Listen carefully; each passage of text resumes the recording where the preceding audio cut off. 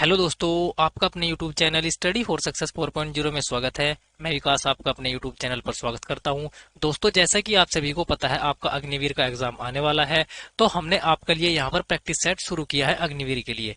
दोस्तों, इसके माध्यम से हम आपका जीके, रीजनिंग और मैथ तीनों को अच्छे तरीके से कवर करेंगे और बहुत अच्छे तरीके से आपको जितने भी क्वेश्चन बनेंगे उन सभी को प्रैक्टिस के थ्रू आपको कराएंगे। दोस्तों, मैं आपको एक विश्वास दिलाना चाहता हूं, अगर आप हमारी सीरीज से जुड़े रहते हैं तो आपको इसके बेनिफिट बहुत ही ज्यादा होंगे। इसके बेनिफिट आपको आपके एग्जाम होने के बाद ही पता चलेंगे। तो चलिए दोस्तों, वीडियो को शुरू करते हैं। देखिए, जो हमारा पहला क्वेश्चन है किस प्रकार से पूछा गया है।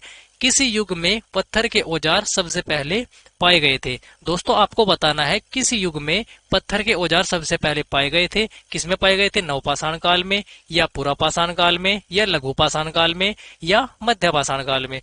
दोस्तों, जो हमारे सबसे पहले औजार पाए गए थे वो पाए गए थे आपका पुरापाषाण काल में। ऑप्शन नंबर बी हमारा बिल्कुल एकदम राइट आंसर हो जाएगा। दोस्तों, अब बात करते हैं हम नवपाषाण काल की। नवपाषाण काल से हमारे क्या क्या इंपोर्टेंट क्वेश्चन पूछे जाते हैं वो देखिए नवपाषाण काल से एक बहुत ज्यादा इंपोर्टेंट क्वेश्चन है, वो पूछा जाता है कि पहिए का आविष्कार किस काल में हुआ।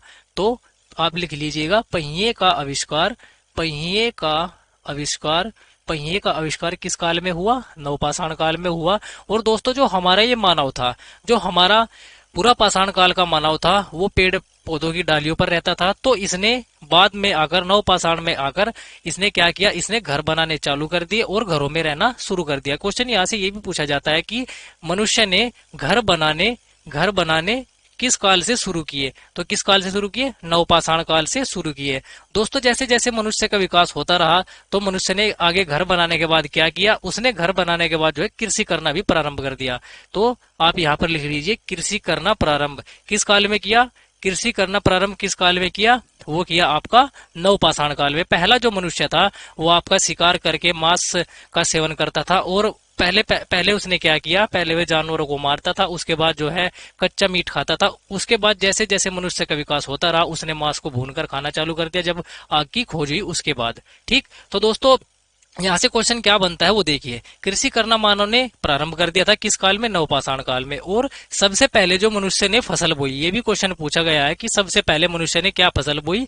वो बोई थी आपका गेहूं। क्या बोई थी? गेहूं बोई थी। और दोस्तों, जो ये हमारा सबसे पहले फसल बोई थी गेहूं, इसके साक्ष्य हमें कहाँ से प्राप्त हुए? ये भी मोस्ट इंपोर्टेंट क्वेश्चन है, ये भी बार बार पूछा जाता है। तो इसके साक्ष्य हमें मिले थे मेहरगढ़ से। कहाँ से मिले थे? मेहरगढ़ से हमें एक साक्ष्य मिला था गेहूं का, जिससे हमें पता चलता है कि मनुष्य ने सबसे पहले गेहूं बोया था। और मेहरगढ़ आप याद रखिए कहां पड़ता है? ये पड़ता है आपका पाकिस्तान में। कहां पर पड़ता है? पाकिस्तान में पड़ता था। ये जो हमारे क्वेश्चन थे सभी, ये नवपाषाण काल से बनने वाले मोस्ट इंपोर्टेंट क्वेश्चन थे, इनको आप सभी हमेशा याद रखिएगा। चलिए बढ़ते हैं अगले क्वेश्चन की ओर। क्वेश्चन नंबर 2, इतिहास के आरंभिक काल को क्या कहा जाता है? हमारा क्वेश्चन क्या है? इतिहास के आरंभिक काल को क्या कहा जाता है? पुरापाषाण काल कहा जाता है क्या? मध्यपाषाण, या लघुपाषाण काल, या नवपाषाण काल? दोस्तों, जो हमारा इतिहास का आरंभ है, जहां से हमारा इतिहास शुरू हुआ, उसको हम क्या कहते हैं? उसको कहते हैं हम पुरापाषाण काल। ऑप्शन नंबर ए हमारा बिल्कुल एकदम राइट आंसर हो जाता है। हमने पिछले क्वेश्चन में डिस्कस किया था कि नवपाषाण काल से क्या क्या क्वेश्चन बनते हैं। अब बात करते हैं हम आपका पुरापाषाण काल से बनने वाले सवालों की। किसके? पुरापाषाण काल से बनने वाले सवालों की। देखिए, यहां से क्वेश्चन पूछा जाता है कि मनुष्य ने सबसे पहले किस धातु का प्रयोग किया? क्या किया? देखिए, मनुष्य ने, क्या क्वेश्चन है? मनुष्य ने सबसे पहले किस धातु का प्रयोग किया? सबसे पहले किस धातु का प्रयोग किया? तो आपका आंसर क्या होगा? उसका आंसर होगा तांबा। क्या होगा? तांबा। मनुष्य ने जो सबसे पहले धातु अपने यूज में लाई, प्रयोग में लाई, वो लाई आपकी तांबा। क्या लाई? तांबा लाई। अगर आपसे क्वेश्चन यहीं पर पूछ लिया जाए कि सबसे पहले जो उसने औजार प्रयोग किया, कौन सा औजार प्रयोग किया? सबसे पहले जो मनुष्य ने औजार प्रयोग किया वो किया था आपका कुल्हाड़ी। क्या किया था? कुल्हाड़ी। Very very most important question पूछा गया क्वेश्चन। देखिए, मनुष्य ने सबसे पहले तांबा धातु का प्रयोग किया। अगर आपसे पूछ लिया जाए कि सबसे पहले किस औजार का प्रयोग किया, तो आपका कुल्हाड़ी का आपका आंसर हो जाएगा। और अगर आपसे पूछ लिया जाए मनुष्य द्वारा सबसे पहले पाला गया पालतू पशु कौन सा था? सबसे पहले पाला गया पालतू पशु। Very very most important question पूछा गया क्वेश्चन है। पाला गया पालतू पशु। क्या है? पाला गया पालतू पशु कौन सा है? तो आपका आंसर होगा कुत्ता। क्या है? आंसर होगा कुत्ता। तो देखिए क्वेश्चन क्या क्या बने हैं। मनुष्य ने सबसे पहले किस धातु का प्रयोग किया? तांबे का किया। और सबसे पहले अगर औजार की बात करें तो कुल्हाड़ी का प्रयोग किया। और सबसे पहले मनुष्य द्वारा पाला गया पालतू पशु था, वो था आपका कुत्ता। ठीक, आप ये क्वेश्चन सभी यहाँ से हमेशा याद रखिएगा, ये क्वेश्चन बार बार पूछे जाते हैं। चलिए देखिए, बढ़ते हैं अगले सवाल की ओर। क्वेश्चन नंबर 3, बुद्ध ने सर्वाधिक उपदेश कहाँ दिए थे? जो हमारे महात्मा गौतम बुद्ध जी है, उन्होंने अपने सबसे ज्यादा उपदेश कहाँ पर दिए थे? आपको वो बताना है। क्या श्रावस्ती में दिए थे, क्या पावा में दिए थे, गांधार या उज्जैन?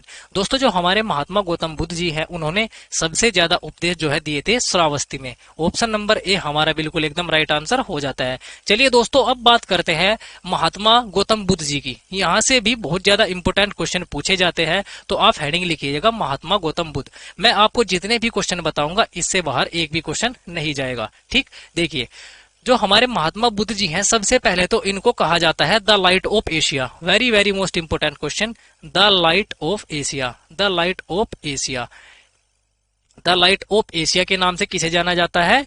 वो जाना जाता है गौतम बुद्ध जी को। किसको जाना जाता है? गौतम बुद्ध जी को जाना जाता है। और शाक्य मुनि, शाक्य मुनि के नाम से किसको जाना जाता है? ये भी आपका गौतम बुद्ध जी को ही जाना जाता है। ये भी आपको याद रखना है। अगर बात करें हम गौतम बुद्ध जी के पिता की, आप बताएंगे इनके पिता का क्या नाम था, और आप नोट करेंगे इनकी माता का क्या क्या नाम था, और आप नोट करेंगे कि इनका जो बेटा हुआ, इनका एक बेटा भी हुआ, उस बेटे का क्या नाम था।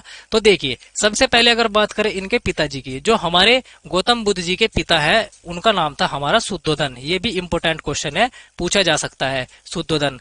और जो हमारे ये शुद्धोधन जी थे, ये किस किस गण के थे या किस वंश से संबंध रखते थे? तो दोस्तों इसका जो आंसर है वो है शाक्य। किससे? शाक्य गण से संबंधित थे गौतम बुद्ध जी के पिता शुद्धोधन जी। ठीक, अगर बात करें इनकी माता जी की, माता जी का क्या नाम था? इनकी माता जी का नाम था माया देवी। क्या था? माया देवी गौतम बुद्ध जी की माता का नाम था। और दोस्तों जो ये माया देवी जी थी, ये गौतम बुद्ध जी के जन्म के 7 वर्ष बाद ही इनकी मृत्यु हो गई थी। 7 वर्ष बाद ही इनकी क्या हो गई थी? मृत्यु हो गई थी। तो इनका जो पालन पोषण है, इनकी मौसी किसने किया? प्रजापति गौतमी। किसने किया? इनका जो पालन पोषण है, इनकी मौसी प्रजापति गौतमी ने किया, इनकी माता के मरने के बाद। और दोस्तों आपको याद रखना है, जो ये हमारी प्रजापति गौतमी जी थी, ये ही सबसे पहले बौद्ध भिक्षुणी बनी थी। ठीक, अगर बात करें इनके बेटे की, इनका जो बेटा है उसका नाम था राहुल। क्या था? राहुल था, महात्मा बुद्ध जी का एकमात्र बेटा, जिसका नाम था राहुल। ठीक, और दोस्तों बात करते हैं गौतम बुद्ध जी से और क्या क्या क्वेश्चन पूछे जाते हैं, वो भी आप नोट कीजिए।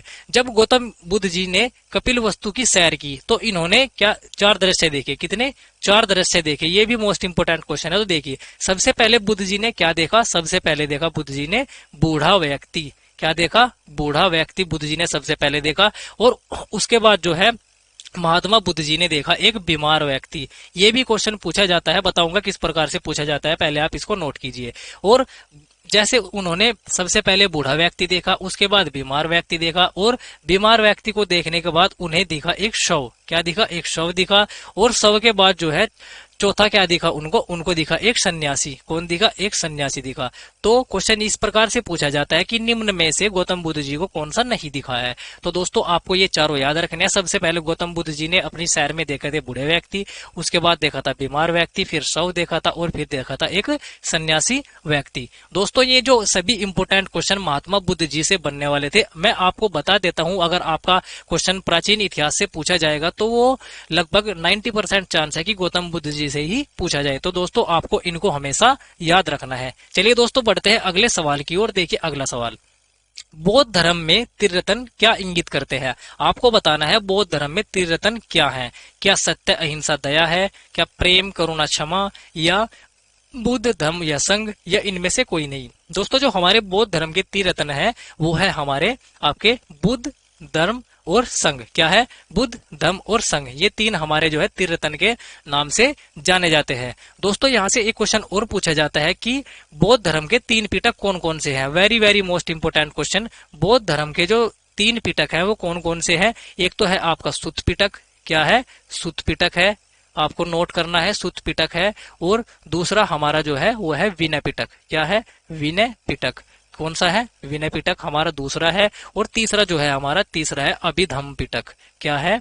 अभिधम्म पिटक। क्या है? अभिधम पिटक। ये तीनों जो है हमारे तीन पिटक किससे संबंधित है? बौद्ध धर्म से संबंधित है। किससे संबंधित है? बौद्ध धर्म से संबंधित है। क्वेश्चन किस प्रकार से पूछा जाता है? इस प्रकार से पूछा जाता है कि सुत पिटक किस धर्म से संबंधित है। आपको बौद्ध धर्म, जैन धर्म, आपको अलग अलग प्रकार के धर्म वहां पर दिए जाएंगे, तो आपको कौन सा आंसर टिक करना है? बौद्ध धर्म। इसी प्रकार से विनय पिटक किससे संबंधित है? बौद्ध धर्म से। और अभिधम पिटक किससे संबंधित है? वो भी आपका बौद्ध धर्म से संबंधित है। ठीक दोस्तों, महात्मा बुद्ध जी से कुछ क्वेश्चन और पूछे जाते हैं। जैसे महात्मा बुद्ध जी ने सबसे पहले जो ग्रह त्याग किया, उनके ग्रह त्याग को क्या कहते हैं? एक क्वेश्चन ये भी पूछा जाता है, ग्रह त्याग को क्या कहा जाता है? और जब उन्होंने अपना प्रथम उपदेश दिया, उसको क्या कहते हैं? प्रथम उपदेश को क्या कहते हैं? ये क्वेश्चन भी पूछा जाता है। और जब महात्मा बुद्ध जी की मृत्यु हुई, उनकी मृत्यु को क्या कहा जाता है? तो देखिए, सबसे पहले जब महात्मा बुद्ध जी ने अपना ग्रह त्याग किया, उसको क्या कहते हैं? उसको कहते हैं महाभिनिष्क्रमण। Very very most important question, महाभिनिष्क्रमण। क्या कहते हैं? महाभिनिष्क्रमण कहते हैं महात्मा बुद्ध जी के ग्रह त्याग को। और जब उन्होंने अपना प्रथम उपदेश दिया, उसको हम क्या कहते हैं? उसको कहते हैं धर्म चक्र परिवर्तन। क्या कहते हैं? धर्म चक्र परिवर्तन। क्या कहते हैं? धर्म चक्र परिवर्तन कहते हैं। और जब उनकी मृत्यु हुई महात्मा बुद्ध जी की, उसको कहते हैं महापरिनिर्वाण। क्या कहते हैं? महापरिनिर्वाण। क्या कहते हैं? महापरिनिर्वाण। क्या कहते हैं? महापरिनिर्वाण उसको कहते हैं। आपको हमेशा याद रखना है। देखिए, जो महात्मा बुद्ध जी का ग्रह त्याग है उसको महाभिनिष्क्रमण कहते हैं। प्रथम उपदेश देने को क्या कहते हैं? धर्मचक्र परिवर्तन कहते हैं। और जब महात्मा बुद्ध जी की मृत्यु हुई थी, उसको हम कहते हैं महापरिनिर्वाण। ये क्वेश्चन जो है हमारे very very most important question है, महात्मा बुद्ध जी से संबंधित। ठीक, इनको आपको हमेशा याद रखना है और नोट करके इनको रख लेना है। दोस्तों, अगर आपको वीडियो अच्छी लग रही हो तो वीडियो को लाइक और शेयर जरूर कर देना। ठीक, चलिए बढ़ते हैं अगले क्वेश्चन की ओर। देखिए अगला क्वेश्चन, गौतम बुद्ध जी ने अपना प्रथम उपदेश कहां पर दिया था? दोस्तों, जो हमारे महात्मा गौतम बुद्ध जी थे, उन्होंने अपना सबसे पहले उपदेश कहां पर दिया था? वो दिया था सारनाथ में। किस में दिया था? सारनाथ में दिया था। और किस भाषा में दिया था? ये भी इंपोर्टेंट क्वेश्चन है, पाली भाषा में। किस में दिया था? पाली भाषा में दिया था। और प्रथम उपदेश को क्या कहते हैं? मैंने आपको अभी पीछे बताया है, उसको कहते हैं धर्म चक्र परिवर्तन। क्या कहते हैं? धर्म चक्र परिवर्तन। क्या कहते हैं? प्रथम उपदेश देने को धर्म चक्र परिवर्तन कहते हैं। ये बात हमेशा आपको याद रखनी है। चलिए दोस्तों, बढ़ते हैं अगले क्वेश्चन की ओर। देखिए अगला क्वेश्चन, टाइटन किस ग्रह का उपग्रह है? आपको बताना है जो ये टाइटन है, ये किस ग्रह का उपग्रह है? क्या नेपच्यून का है? क्या यूरेनस का है? क्या शनि का है? क्या शुक्र का है? दोस्तों, जो हमारा ये टाइटन है, ये आपका उपग्रह है आपका शनि का। किसका है? शनि का। ऑप्शन नंबर सी हमारा बिल्कुल एकदम राइट आंसर हो जाता है। दोस्तों, अब बात करते हैं हम नेपच्यून की। नेपच्यून क्या होता है? नेपच्यून बोलते हैं हम वरुण को। किसको बोलते हैं? वरुण को। और वरुण को क्या कहा जाता है? वरुण को कहा जाता है आपका हरे रंग का ग्रह। क्या कहा जाता है? हरे रंग का ग्रह किसको कहा जाता है? वो कहा जाता है आपका वरुण को। किसको कहा जाता है? वरुण को कहा जाता है। और दोस्तों, जो ये हमारा वरुण ग्रह है, इसके चारों ओर, जैसे ये हमारा वरुण ग्रह है, इसके चारों ओर मीथेन के बादल है। किसके? मीथेन गैस के बादल है। ठीक, तो आपको याद रखना है, ये क्वेश्चन बार बार पूछा जाता है कि वरुण जो ग्रह है उसके चारों ओर किस गैस के कण है? तो किसके हैं? मीथेन गैस के हैं। किसके हैं? मीथेन गैस के हैं। किसके हैं? मीथेन गैस के हैं। आपको याद रखना है। चलिए दोस्तों, बढ़ते हैं अब अगले क्वेश्चन की ओर। देखिए अगला क्वेश्चन किस प्रकार से पूछा गया है, आएंगे एक बार। प्रतिवर्ष के आसपास पृथ्वी सूर्य के सबसे करीब होती है। आपको बताना है कि किस तिथि में पृथ्वी सूर्य के सबसे नजदीक होती है। क्या 3 जुलाई को होती है? क्या 3 मई को होती है? क्या 3 जनवरी को होती है? क्या 3 मार्च को होती है? दोस्तों, जो हमारी पृथ्वी है, ये सूर्य के सबसे निकट होती है आपका 3 जनवरी को। कब को होती है? 3 जनवरी को। ऑप्शन नंबर सी हमारा बिल्कुल एकदम राइट आंसर हो जाता है। चलिए दोस्तों, अगला सवाल, कौन सा ग्रह सल्फ्यूरिक एसिड बोलते हैं आपका H2SO4 को? किसको बोलते हैं? H2SO4 को बोलते हैं। के घने सफेद और पीले बादलों से बना है। आपको बताना है कौन सा जो उपग्रह है वो सल्फ्यूरिक एसिड के सफेद बादलों से बना है। क्या शुक्र बना है? क्या नेपच्यून बना है? क्या मंगल बना है? क्या आपका अरुण बना है?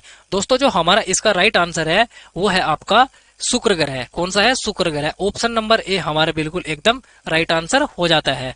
चलिए दोस्तों, बढ़ते हैं अगले क्वेश्चन की ओर। सबसे पहले आप यहाँ पर देखिए अरुण से क्या क्वेश्चन पूछा जाता है। जो हमारा अरुण है, अरुण को कहा जाता है आपका यूरेनस। क्या कहा जाता है? यूरेनस।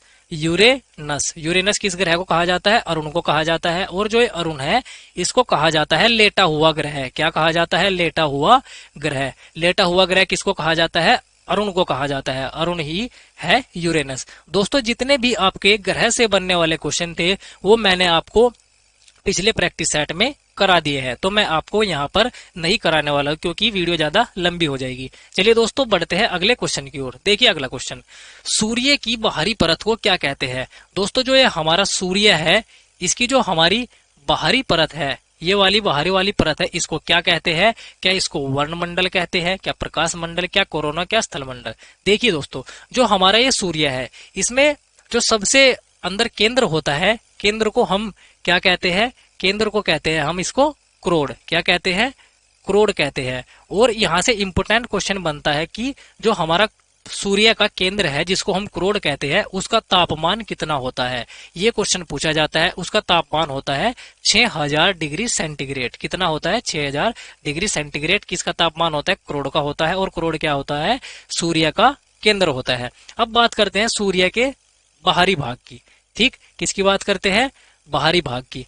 सॉरी दोस्तों, जो ये हमारा 6000 डिग्री तापमान है ना दोस्तों, ये आपका क्रोड़ का नहीं है, ये है आपका इसका बाहरी परत का, कोरोना का। किसका है? कोरोना का।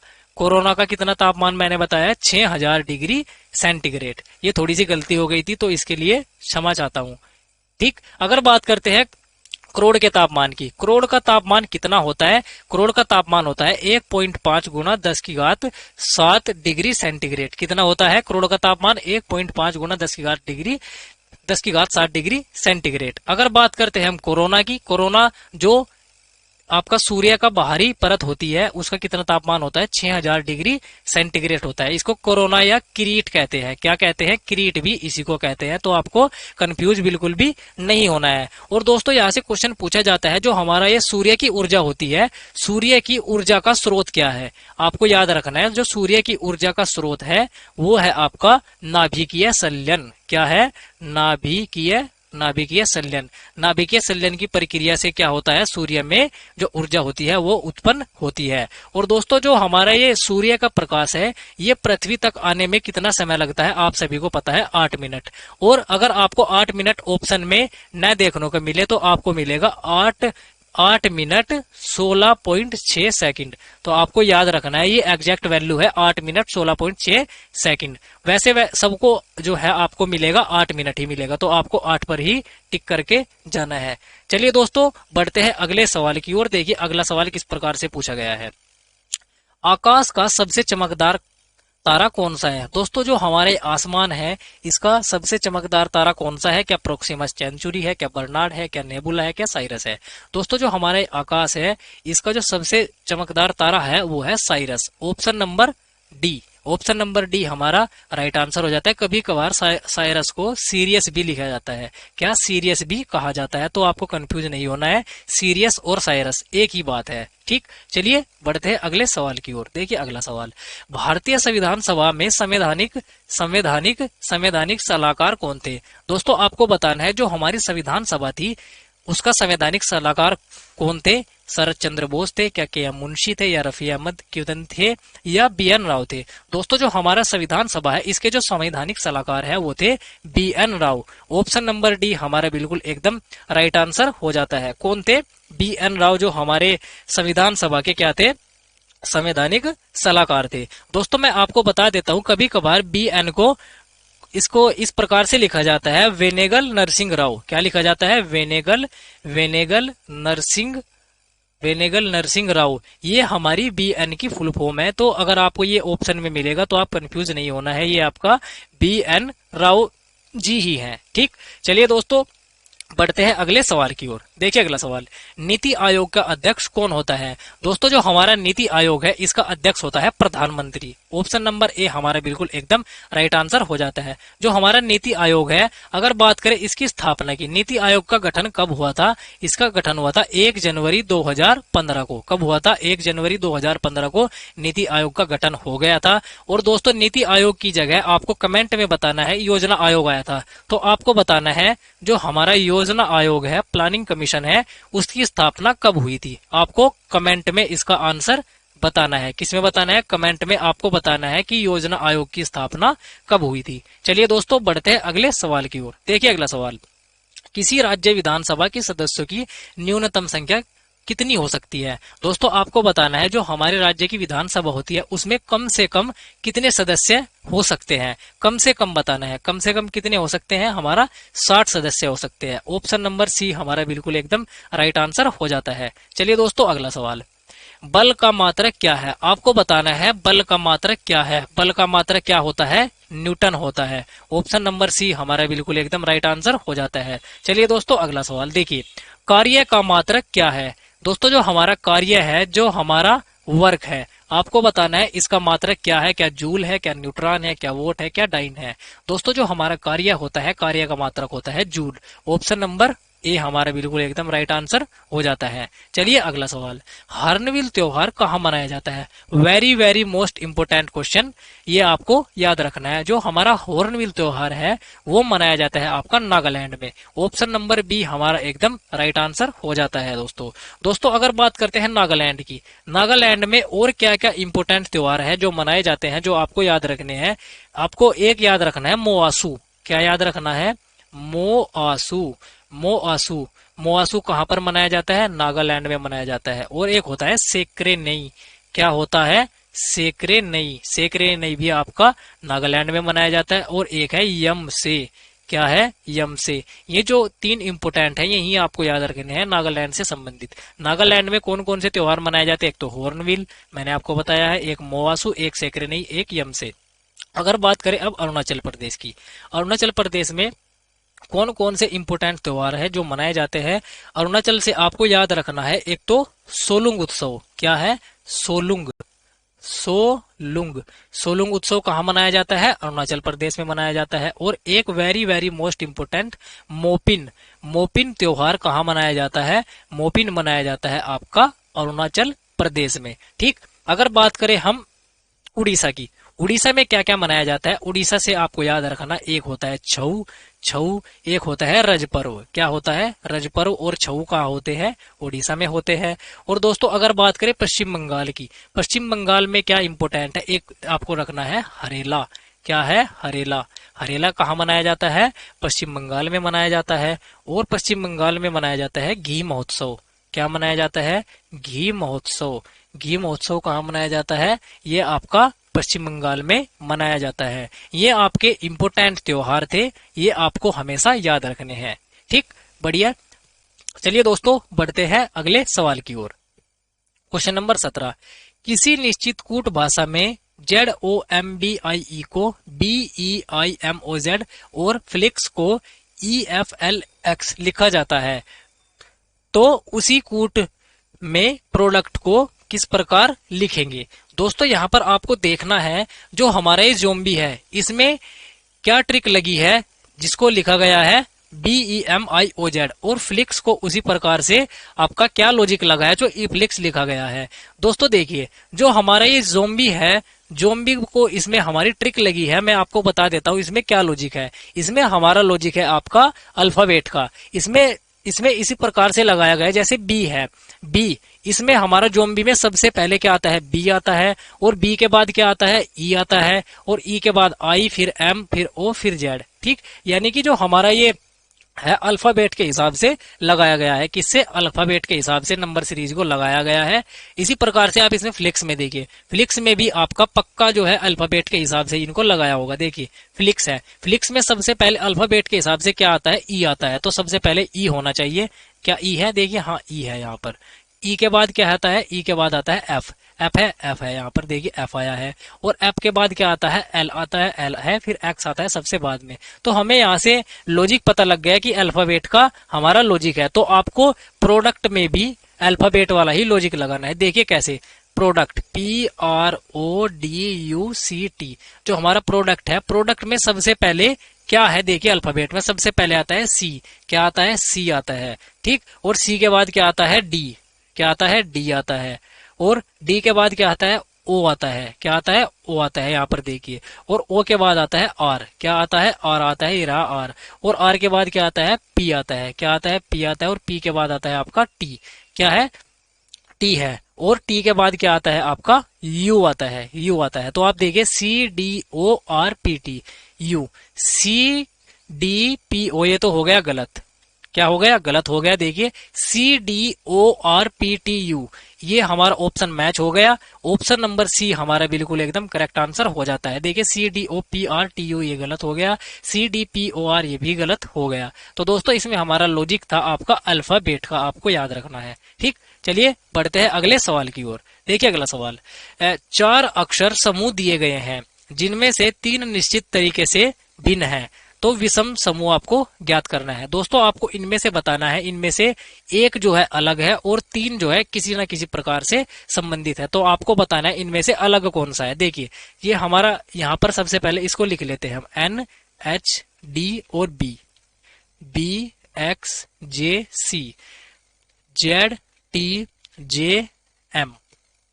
PLF और M, क्या है PLF और M है।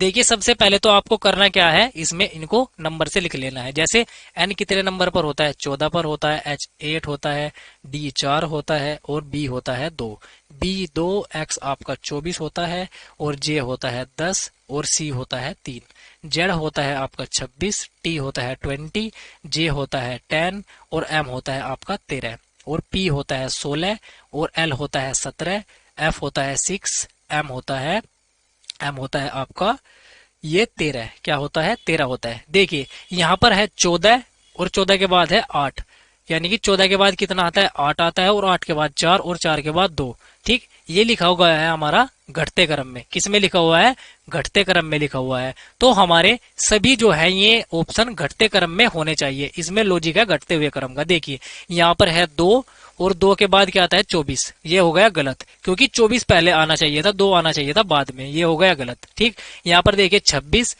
ठीक है, 20 26 के बाद 20 ये सही है बिल्कुल, और 20 के बाद क्या आता है 10 और यहाँ पर 13 नहीं, यहाँ पर 13 पहले आना चाहिए था, 10 बाद में आना चाहिए था, क्योंकि हम जो है हमारा लॉजिक है घटते क्रम का। तो ये ऑप्शन भी हो गया हमारा गलत। ठीक, देखिए यहाँ पर है 16 के बाद 17, ये भी हो गया गलत, क्योंकि सबसे पहले 17 आना चाहिए था, फिर 16 आना चाहिए था, फिर 13 और फिर 6, तभी ये हमारा सही होता। तो ये भी हमारा हो गया गलत।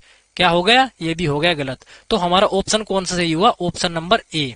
ऑप्शन नंबर ए हमारा बिल्कुल एकदम राइट आंसर हो जाएगा, क्योंकि इसमें घटते क्रम में इनको लिखा गया है। चलिए दोस्तों बढ़ते हैं अगले सवाल की ओर। देखिए अगला सवाल, 13, 29, 62, 129, 264। तो आपको बताना है क्वेश्चन मार्क के स्थान पर क्या आएगा।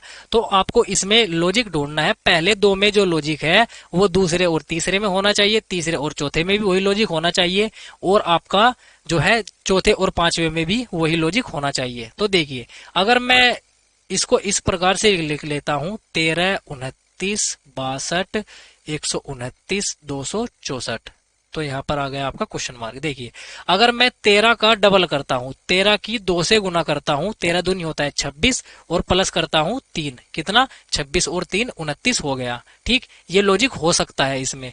तो ये लॉजिक जब इसमें है तो यहाँ पर भी इतना ही होना चाहिए। जब मैं 29 को 2 से गुना करूंगा प्लस 3 की जगह कर दूंगा 4, कितना करूंगा 4। ठीक, तो हमारा ये 62 बनना चाहिए। देखिए 29 का दूना कितना होता है, 29 दूनी होता है 9 दूनी 18 और आपका 2 दूनी 4 और 1 5। ठीक, जब हम 58 में कितने जोड़ते हैं 4, 58 और 4 62, कितना 62, और 62 हमारा यहाँ पर लिखा गया है। यानी कि जो हमारा लॉजिक है उसमें गुना 2 प्लस 3 और 3 के बाद 4, यानी कि 1 जुड़ रहा है दुगने में। जो हमारा 62 है, 62 का दुगना और प्लस 4 के बाद 5 और 129 का दुगना प्लस 6 और हमारा जो 264 है, 264 का दुगना प्लस 7, ये हमारा हो जाएगा आंसर। देखिए 264 गुना 2, 264 का डबल कितना होता है, देखिए 4, 2 चौके 8 और आपका 2 छिकी 12, 12 का 2 का हासिल को 1, 2 दिन 4 और 1 5, 528 प्लस 7, कितना 528 और 7 होता है 535, कितना होता है 535। ऑप्शन नंबर ए हमारा बिल्कुल एकदम राइट आंसर हो जाता है। इसमें जो हमारा लॉजिक था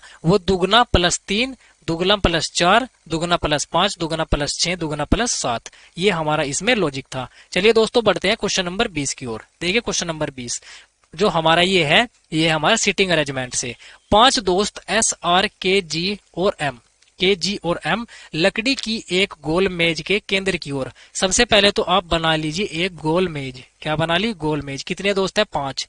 1 2 3 4 और 5। 5 दोस्तों को हमें बैठाना है केंद्र की ओर मुख करके। ठीक, देखिए लकड़ी की एक गोल मेज के केंद्र की ओर मुख करके बैठे हैं। एस जो है आर के दाएं बैठा है और के और एस के बीच में आर है। ठीक, और जी के बाएं एम है और आपको बताना है एम और आर के बीच कौन बैठा है। देखिए इसको किस प्रकार से करते हैं, देखिए यहां से पढ़िए। आर के दाएं बैठा है एस। कौन बैठा है? आर के दाएं। आर के दाएं कौन बैठा है? एस बैठा है। इधर को मैं आपको बता देता हूं, इधर होता है दाया, इधर होता है दाया और इधर होता है आपका बाया। क्या होता है? बाया। इधर होता है दाया, इधर होता है बाया। ठीक, देखिए पढ़िए आगे।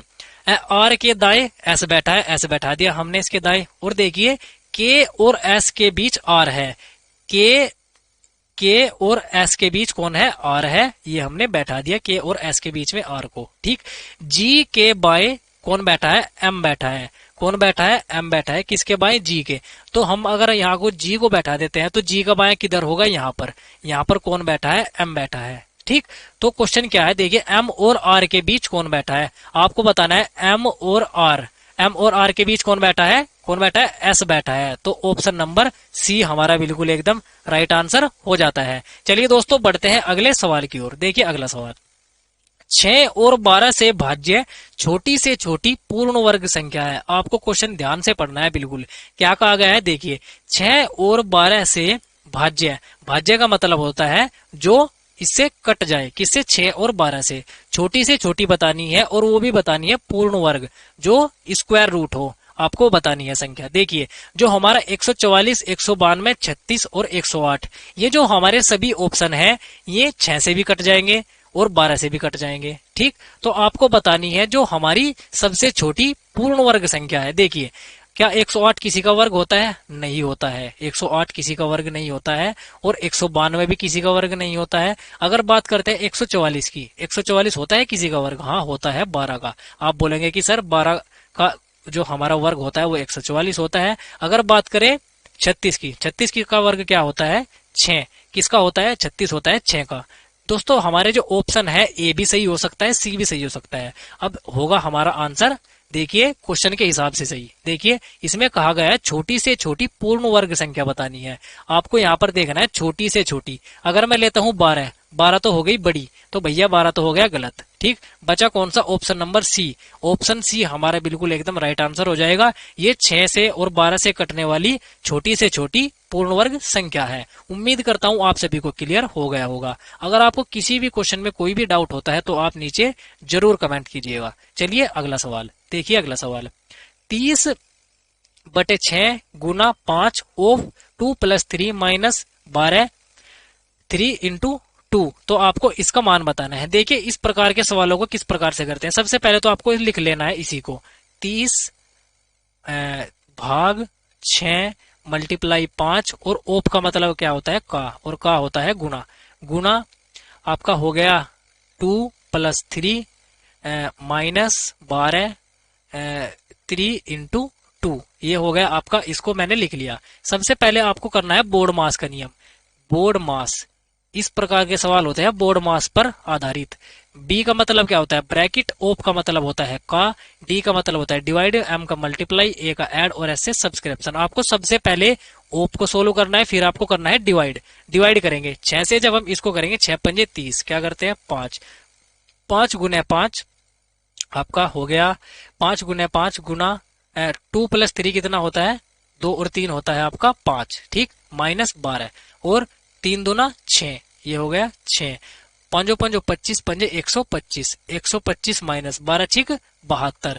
और जब हम 125 में से 72 को घटाएंगे, घटाइए 5 में से 2 गया 3 और 12 में से 7 गया 5, तो हमारा कितना बचा? 53। यानी कि ऑप्शन नंबर ए हमारा बिल्कुल एकदम राइट आंसर हो जाता है दोस्तों। चलिए बढ़ते हैं अगले सवाल की ओर। क्वेश्चन नंबर 23 देखिए, यदि 6 लगातार सम संख्याओं का औसत क्या है? 11 है। औसत क्या होता है? औसत होता है बीच का अंक। यानी कि जो हमारी 6 सम संख्या है, लगातार है, वो भी सम। सम होती है जो 2 से कट जाए, जो 2 से विभाजित हो जाए, वे होती है हमारी सम संख्याएं। ठीक, देखिए यदि 6 लगातार सम संख्याओं का औसत 11 है तो उनमें से सबसे छोटी संख्या क्या होगी। दोस्तों देखिए किस प्रकार से करते हैं इस प्रकार के सवालों को। देखिए 6 लगातार सम संख्या है तो आपको 6 संख्याएं मान लेनी है, जैसे 1, 2, 3, 4, 5 और 6। ये हमारी 6 संख्याएं हैं जिनका औसत क्या है, 11 है। औसत मैंने आपको बताया औसत होता है बीच का। दोस्तों इधर से हम 3 संख्याएं छोड़ देते हैं और 3 इधर से छोड़ देते हैं, तो जो हमारा बीच का अंक क्या है वो है 11। क्या है, 11 है। मैं आपसे पूछता हूं 11 के बाद सम संख्या कौन सी है। सम संख्या होती है जो 2 से कट जाए। ठीक, जो 2 से कटती है वो 11 के बाद क्या होती है, 12 होती है। क्या 13 होती है, नहीं, 13 विषम है। 13 के बाद होती है 14 और 14 के बाद होती है 16। ठीक, और 10 से पहले कौन सी कटती है, 10 से पहले 2 से कटती है 10। 11 से पहले 10 कटती है और 10 के बाद 8 और क्या है 6। आपको बताना है उनमें सबसे छोटी संख्या होगी। देखिए सबसे छोटी संख्या है 6। ऑप्शन नंबर डी हमारा बिल्कुल एकदम राइट आंसर हो जाता है। अगर आपसे पूछता सबसे बड़ी संख्या, तो सबसे बड़ी संख्या कौन सी है, वो है 16। 16 हमारी सबसे बड़ी है। दोस्तों ये हमारा क्वेश्चन था, इस प्रकार के क्वेश्चनों को हम सोल्व करते हैं। ठीक, चलिए बढ़ते हैं अगले सवाल की ओर। देखिए क्वेश्चन नंबर 24। देखिए क्वेश्चन नंबर 24 किस प्रकार से पूछा गया है। देखिए यदि x प्लस वाई अनुपात x माइनस वाई 3:2 है तो आपको क्या बताना है। देखिए यहाँ पर आपको बताना है x का स्क्वायर प्लस वाई का स्क्वायर अनुपात, आपको बताना है एक्स का स्क्वायर माइनस वाई के स्क्वायर का मान क्या होगा। ये यहाँ पर मिसप्रिंट हो गया था। देखिए इस प्रकार के सवालों को कैसे करेंगे। सबसे पहले देखिए एक्स प्लस वाई बराबर कितना है आपका, ये है आपका एक्स माइनस वाई, इसका बराबर है आपका 3/2। ठीक, देखिए इस 2 की मल्टीप्लाई करेंगे इसमें एक्स प्लस वाई में। देखिए 2x प्लस 2y बराबर 3x माइनस 3y, कितना हो गया, 3x माइनस 3y। ठीक, तो हमारा हो गया 2x बराबर क्या हो गया, ये देखिए 3x में से 2x गया तो हमारा कितना बच गया, x। ठीक, और इधर ये 3 माइनस का था, उधर जाकर प्लस का हो गया, तो ये हो गया 5y। क्या हो गया, 5y हो गया। और हमारा जो x बटे वाई कितना होता है, 5/1, कितना हो गया 5। देखिए जो हमारा x के सामने है वो y की वैल्यू होती है और जो y के सामने है वो हमारी होती है x की वैल्यू। यानी कि यहाँ से हमारी x की वैल्यू 5 आ गई और y की वैल्यू 1 आ गई। तो x और y की वैल्यू हमें इसमें रख देनी है। देखिए x का स्क्वायर प्लस y का स्क्वायर अनुपात x का स्क्वायर माइनस y का स्क्वायर, ये आपको बताना है। x की जगह x का मान रख दीजिए। x की जगह x का मान कितना है, 5 का स्क्वायर प्लस 1 का स्क्वायर अनुपात 5 का स्क्वायर माइनस 1 का स्क्वायर। 5 का स्क्वायर कितना होता है, 25 प्लस 1 का स्क्वायर 1 अनुपात 5 का स्क्वायर 25 माइनस 1 का स्क्वायर 1, और 25 प्लस 1 कितना होता है 26 अनुपात 25 में से 1 गया 24। अब देखिए 26 और 24 है, ये कटता है 2 से, 2 से काटेंगे 2 एकम 2 और 2 तिया 6, 2 एकम 2, 2 दूनी 4, 13 अनुपात 12। देखिए है क्या कोई से ऑप्शन में, ये रहा ऑप्शन नंबर सी हमारा बिल्कुल एकदम राइट आंसर हो जाता है। चलिए दोस्तों बढ़ते हैं अगले सवाल की ओर। उम्मीद करता हूँ आप सभी को क्लियर हो रहा होगा और समझ में भी आ रहा होगा। अगर आपके कुछ भी डाउट होता है तो आप जरूर नीचे कमेंट कीजिएगा। चलिए दोस्तों देखिए अगला सवाल, क्वेश्चन नंबर 25। एक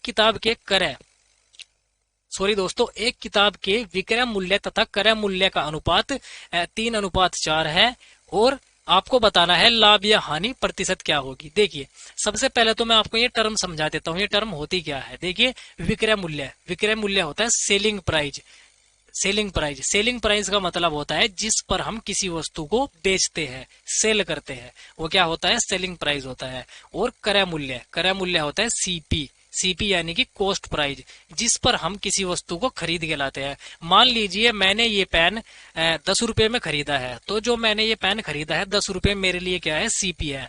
और मैंने ये पेन आपको 11 रुपए में बेच दिया, तो जो मैंने 11 रुपए में बेचा है वो क्या हो गया, वो हो गया हमारा सेलिंग प्राइस यानी कि विक्रय मूल्य। उम्मीद करता हूँ सेलिंग प्राइस और आपका कॉस्ट प्राइस आपको क्लियर हो गया होगा। देखिए क्या दिया हुआ है, सीपी और आपका एसपी का रेशो कितना दिया हुआ है, सीपी कितना है हमारा 4, कितना है 4, और बेचा कितने में है, उसने 3 में बेचा है। जब मैं कोई वस्तु आपसे 4 रुपए में खरीद के लाया और मैंने उसको 3 रुपए में बेच दिया, कितने में बेच दिया, 3 रुपए में मैंने उसको बेच दिया। ठीक, तो मुझे कितना घाटा हुआ यहाँ पर, 1 रुपये का घाटा हुआ। और कितने पर हुआ, 4 पर हुआ। जो हमारा लाभ या हानि प्रतिशत होता है वो होता है हमेशा कॉस्ट प्राइस पर, यानी कि सीपी पर। तो 1/4 परसेंटेज निकालनी है तो 100 से गुना कर दीजिएगा।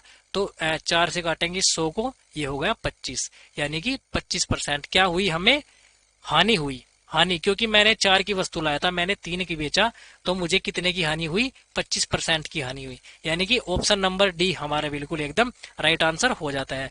दोस्तों ये था हमारा आज का बेहतरीन सा प्रैक्टिस सेट। दोस्तों मैं आपसे पूछना चाहता हूं कि आपको वीडियो कैसी लगी। दोस्तों अगर वीडियो अच्छी लगी हो तो वीडियो को लाइक कर देना, और चैनल पर पहली बार आए हैं तो चैनल को जरूर सब्सक्राइब कर देना दोस्तों, क्योंकि आपको डेली यहाँ पर इसी प्रकार से प्रैक्टिस सेट मिलने वाला है। दोस्तों मिलते हैं अगले प्रैक्टिस सेट में, तब तक के लिए बाय बाय, टेक केयर, जय हिंद दोस्तों।